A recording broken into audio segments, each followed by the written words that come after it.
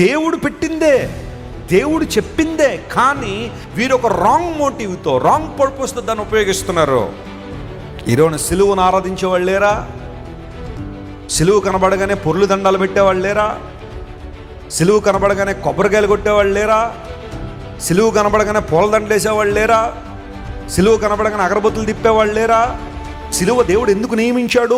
ఆ రానుపై యేసు ప్రభువు మన కొరకు వేలాడాడు అనే సందేశాన్ని గ్రహించడానికి కదా సిలువను క్రిస్టియానిటీ సింబల్గా పెట్టింది. కానీ నువ్వేం చేస్తున్నావు? ఆ సిలువ కనబడితే పొర్లు దండాలు పడుతున్నావు, కొబ్బరికాయలు కొట్టి అదంతా ఒక విగ్రహారాధన పరిస్థితిలో తీసుకొచ్చేసావే. మరియమ్మ యేసుక్రీస్తు ప్రభు జన్మనిచ్చిన గొప్ప స్త్రీయే కాదంటలేదు, కానీ ఎంతమంది ఈ రోజున మరియమ్మను ఆరాధనీయురాల్లాగా మార్చేశారు. మరియమ్మను ఆరాధన చేయడం, మరియమ్మను దేవతగా గుర్తించడం. కొంతమంది Mary is the co redeemer with Jesus అని మరియమ్మ గారిని తీసుకెళ్ళి దైవత్వం స్థానంలో కూర్చోబెట్టారు. యేసు ప్రభువుతో సహా విమోచనము అనే మాట మరియమ్మను వాడుతున్నారు. I respect Mary so much. మరియమ్మ గారు అంటే నాకు చాలా గౌరవం. ఎందుకోసం నా ప్రభు అని యేసయ్యకు తల్లి ఆమె, కానీ ఆమె ఆరాధనీయురాలు కాదు.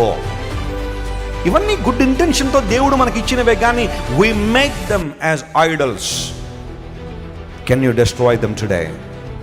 ఈరోజు వాటిని నువ్వు ప్రక్కన పెట్టగలవా? Anything that is attracting you back to your old life, may you destroy them today.